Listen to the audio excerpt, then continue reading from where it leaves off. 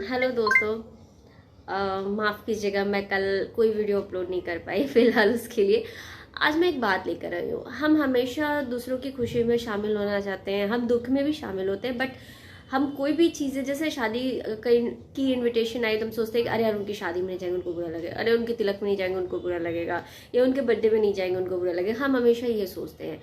हाँ, ये भी सच है कि हम किसी की कोई भी खबर सुनते हैं तो हम वहां पहुंचते हैं कि अरे यार ऐसा हो गया, ऐसा कैसे हो गया, हम चलते हैं। बट अगर किसी का हॉस्पिटल सुनते हैं ना, कि कोई हॉस्पिटल में एडमिट हो, तो ज्यादातर हमारे दिमाग में ये बात आती है, हम फोन करके खबर लेते हैं उनके फैमिली मेंबर्स से कि कैसी तबीयत है, सुना ऐसा ऐसा हो गया, अभी ठीक है, पहले से बेटर है, अच्छा घर कब आ रहे हैं, अच्छा इस दिन डिस्चार्ज हो रहे हैं, चलो फिर घर आते हैं तो मैं मिलने आती हूँ, या मैं मिलने आता हूँ, या हम लोग सब लोग आते हैं। हम हॉस्पिटल में क्यों नहीं जाते हैं? हॉस्पिटल में इंसान कितना अकेला होता है बेड पे पड़ा। सोच के देखिए कि हॉस्पिटल में जहाँ सिर्फ वो डॉक्टर नर्स और इनको उनको देखता है, वहाँ पे कुछ अपने लोग अपने दोस्त अगर मिलने आते हैं तो उसे थोड़ी देर के लिए कितनी खुशी मिलती है। तो हम कोशिश करें कि घर आने पे भी मिलने जाए, बट हॉस्पिटल में भी जाए मिलने, 5-10 मिनट के लिए भी जाए, लेकिन जरूर जाए। और एक चीज और, अगर हम हॉस्पिटल जाते हैं तो पहले, अगर हमारा ये प्रोग्राम बनता है कि हमें हॉस्पिटल चलना है और हम जा रहे हैं उन्हें देखने, तो हमारा पहला क्या दिमाग में जाता है कि हम सोचते हैं कि हम क्या लेके जाएं। और सडनली हम कोशिश करते हैं कि कोई फ्रूट जूस ले ले या फ्रूट खरीद ले, और फ्रूट भी खरीदे तो मीन्स सस्ते नहीं, अच्छे महंगे वाले फ्रूट लेके जाएं, पेशेंट से मिलने, उनको देने हॉस्पिटल में। क्या आपने सोचा है कि आप फ्रूट नहीं लाओगे, आप फ्रूट जूस नहीं दोगे तो उसका अरेंजमेंट नहीं होगा? जो पेशेंट है हो जाता है, कहीं कहीं तो हॉस्पिटल से ही मिलता है। उनके जो फैमिली मेंबर्स है वो जैसे भी हो वो उसकी व्यवस्था करते हैं। कोशिश कीजिए, ये पहली पहल कीजिए कि आप अक्सर शादियों में जब गिफ्ट देते हैं, जब कुछ नहीं दे पाते तो आप पैसे लिफाफे में रख के दे देते हैं, सोच के कि काम आएगा। और शादी में बहुत सारे इवेंट्स होते हैं, ओकेजन होते हैं जिसमें पैसा काम आएगा। तो ये सोच के आप हॉस्पिटल में पैसा क्यों नहीं दे सकते हैं कि वो काम आएगा?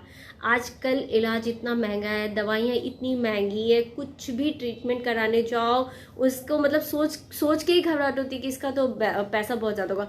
तो आपके कुछ पैसे से किसी की मदद हो जाएगी, वो कितना भी पैसे वाला हो। याद रखिएगा दोस्त, कोई कितना भी पैसे वाला हो, कभी कभी 1 रुपए की भी जरूरत पड़ जाती है। और 1 रुपए का कॉइन खोजिए ना तो बैग में नहीं मिलता है, एक दूसरे से लोग मांगते हैं आपके पास 1 रुपए है क्या? तो कभी कभी 1 रुपए की भी बहुत अहमियत होती है मेरे दोस्त। तो छोड़ दीजिए लाखों करोड़ों की बात। मैं एक बार का वाकया बताती हूँ, ये मेरी अपनी लाइफ से रिलेटेड है, इसलिए मैंने इसको शेयर किया और मैं चाहती हूँ कि आप सब जरूर सुने। मेरे मामा जी थे, वो मुंह बोले मामा जी थे, खैर अब इस दुनिया में नहीं, ईश्वर ने अपने चरणों में स्थान दे। मेरी मम्मी उनको हॉस्पिटल में देखने गई, उनकी बहुत तबीयत खराब थी। तो जब हॉस्पिटल में देखने गई थी, बहुत पहले की बात है, जब वो भी यंग थे, मम्मी भी, हम लोग बहुत छोटे थे। तो मम्मी उन्हें हॉस्पिटल में देखने गई थी, कुछ फ्रूट्स लेके गई थी। और जब वो उनके पास पहुंचे तो मम्मी ने कहा कि मैंने सोचा कुछ पैसे भी उनको दे दूं। और उन्होंने, मम्मी ने 250 रुपये उनके तकिए के नीचे रखा था और वो चली आई थी बिना बताए। किसी वजह से उनको कोई जरूरत पड़ी होगी पैसे की, मुझे नहीं मालूम। उन्होंने जब तकिया उठाया तो उसके नीचे 250 रुपये देखा, और वो लाइफ टाइम उस बात को बोले कि मुझे किसी ने पैसे नहीं दिए। इतने बड़े बड़े आदमी आए मुझे देखने, वो संतरा सेब और जूस लेकर आए, लेकिन किसी ने मुझे पैसे नहीं दिए। तूने मुझे 250 रुपये दिया, वो मेरी लाइफ में लाइफ टाइम के लिए कर्ज कर दिया, तूने मुझे अपना कर्जदार बना दिया। तो वो दोस्तों, जरूरी उन्हें सामने वाला कहे कि नहीं मुझे जरूरत है आप दो, कभी कभी सहानुभूति के साथ मदद करना भी जरूरी है कि नहीं?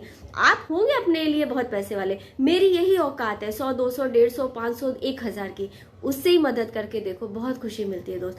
तो अगली बार जब भी हॉस्पिटल जाना, पैसे से हेल्प करना और देखने जरूर जाना, 5 मिनट के लिए जाना, जरूर जाना, फिर घर पे आराम से बैठ के मिलना। और ये मेरा अपना एक्सपीरियंस था जो मैंने आपसे शेयर किया। मेरी बातें अगर अच्छी लगे तो मुझे कमेंट्स में जरूर बताना।